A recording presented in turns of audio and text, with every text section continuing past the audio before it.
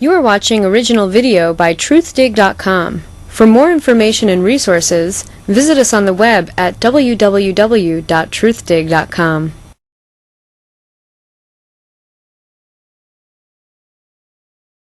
We're here to push this book, and people can buy it on our site through Amazon or go to bookstores and help the sales figures.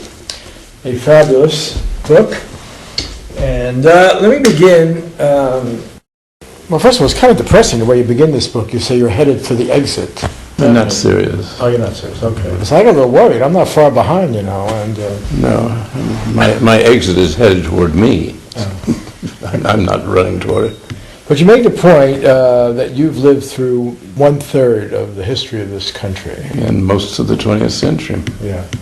3/4 of the 20th century. Right. And it started out, I don't know, from the book, it sounds like it was a lot more exciting, vital, and fun-filled than it is now. I'm now a creationist because the distance from George Washington to George W. Bush makes a monkey out of Darwin. And you've seen a lot of scoundrels in your time. You've been through periods where we've been ruled by liars. You've exposed a number of those lies. There's a difference between that and having systemic lying, which is the only way these people know how to govern. The president says, look at New Orleans in no time at all. Everything's going to be cleaned up. And I've given orders. And what I told you last time when I was here in whatever square this is, there's got a church here, isn't it? It's a cathedral square. What I told you then, I meant. And that's what you're going to get. He was telling the truth. They got nothing, and they got nothing the second time around. Everybody knows that about him. There are a few crazies who want to cheer the flag. And this yapping little terrier as though he were a real president. Well, he's not a real president. He's a thing, a chimera that was put together by the Supreme Court first time around and re-elected by Diebold and Sequoia and some other interested parties. Everybody knows he isn't there. Or what he's there isn't for us. It's not our president. We do have a shadow president in Vice President Cheney, whose wife is a famous novelist, given to tales of unnatural love. But Lynn, more power to you. She's my kind of novelist. I mean, you witnessed the Third Reich. You grew up at a time when you were in the military. Your generation, as you say in the book, were cannon fodder in fighting the Third Reich. Young cadets who thought they were taking language training, and then they ended up in the Battle of the Bulge. Yeah. So how do we get to this point? Oh, it's still. I think it's a sort of waking nightmare I'm in. I get up in the morning, I get the newspapers, I start to open them up, and I see Iraq. What happened there? During my sleep, I block it out. Because I had thought in 1945, 46, I got out of the Army. I thought, well, I've had my war. My father had his war. My grandfather's generation had the Civil War. And I thought, well, that'll do for now. That'll do for the next century or so. Then we had what I call the Golden Age, which was from 1945 to 1950. All the arts in America exploded. Unlikely arts, like ballet.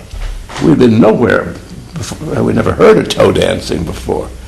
And suddenly we had the ballet theater. We had some of the best ballet dancers in the business. Suddenly in music, there's Lenny Bernstein comes along, a one-man orchestra, really. We were producing many first-rate poets, starting with Robert Lowell and Tennessee Williams in the theater. I mean, it was a burst. In 5 years this happened. Everybody came along at the same time. Why? Because we'd lived through Depression, we'd lived through World War II. Most of us had not been too frightened to get into the war.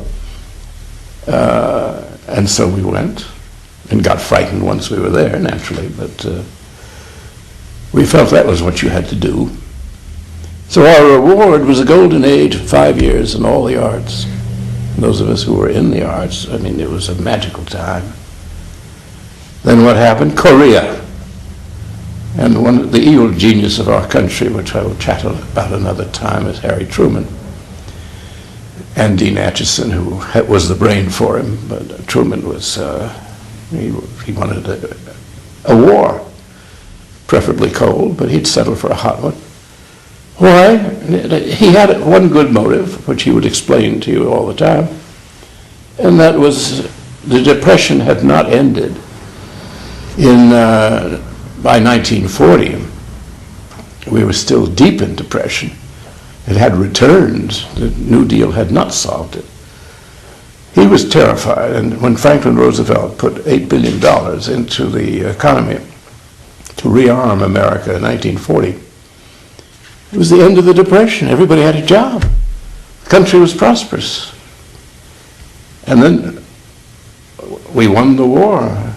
We were very good at war, by the way. We must tell the Republicans, remind them, World War II was ours. Vietnam was theirs. And certainly this mess in the Middle East is theirs.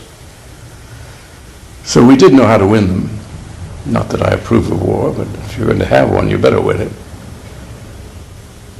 And then suddenly by 1950, we're in Korea, we're losing. And then the wars begin. Many of them for the same reason that the people who owned the country thought it was good for business.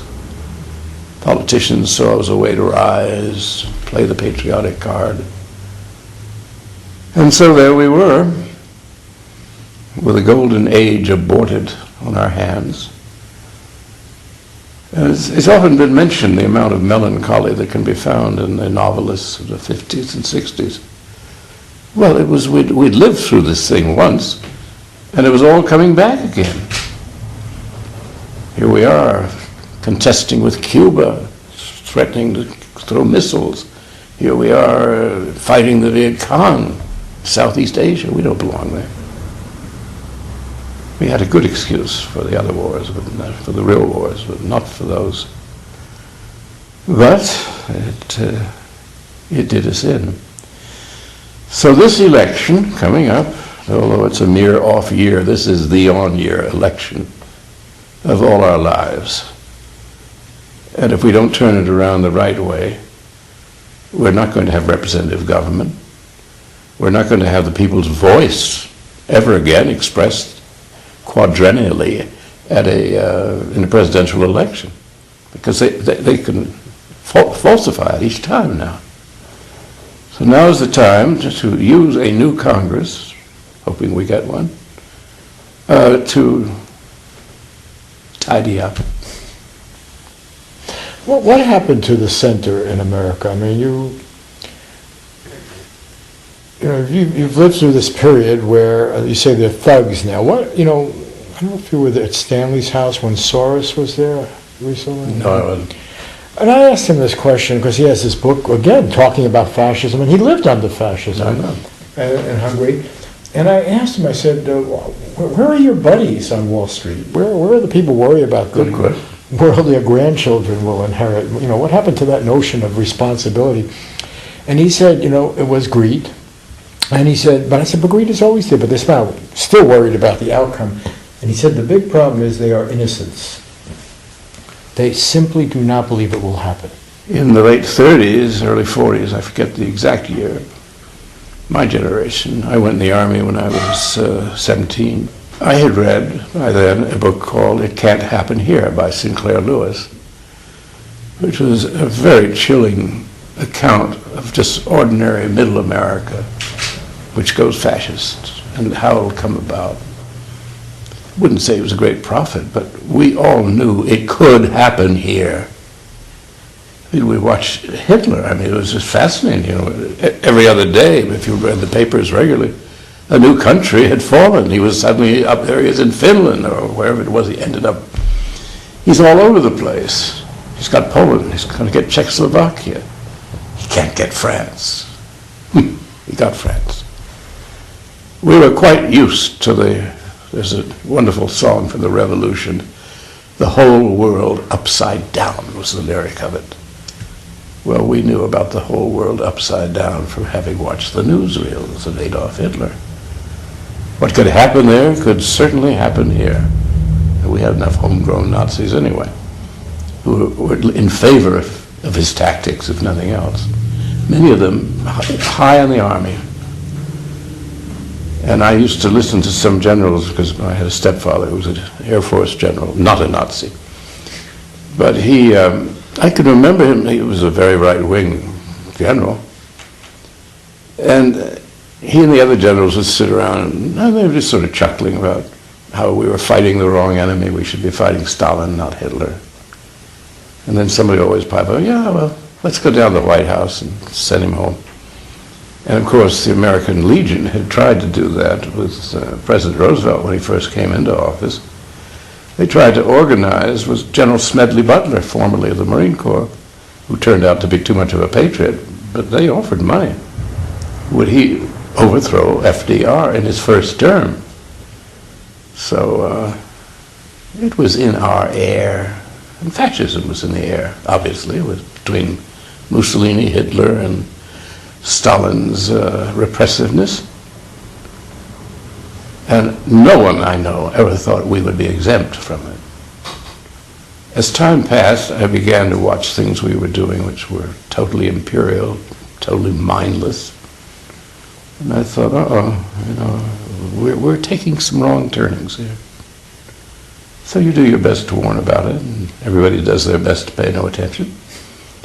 And then suddenly you are faced with the fact that we have lost habeas corpus. So we are 900 years of Anglo-American law. It's been swept aside by a mere whim. And this Attorney General Gonzalez, every time I look at him, I see Truman Capote. Well, I just don't know about it. It's just, the Constitution's really quaint. He yammers away in that little nasal voice of his. And I thought, my heavens, how could you found that? I think of our ruling junta. Why not get a real lawyer, or a better lawyer, or somebody at least conversant with the Constitution?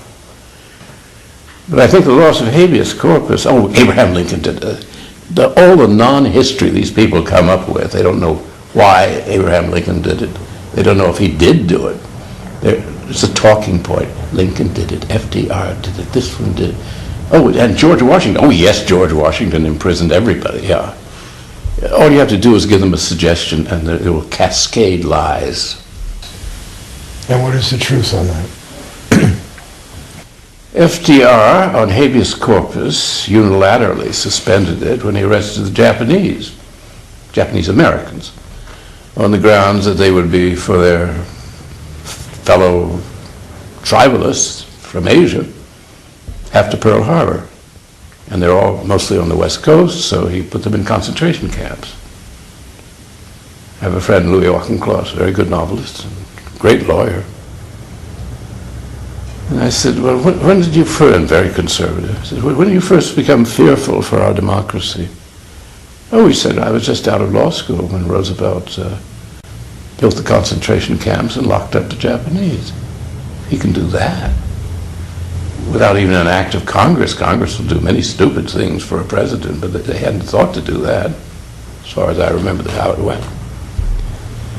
But that was presidential prerogative. Well, that set a very bad precedent. But what about their argument that Lincoln did it, George Washington? I mean, they do use this argument all the time. Well, let's begin at the beginning. There is no war because everybody is either collusive or just damn dumb. They don't know any different. I'm talking about people on television, people in the media. I'm a wartime president, I'm a wartime president. To which, if you were in charge of the program or asking them questions, no, you're not. You cannot be a wartime president without a war. This is impossible.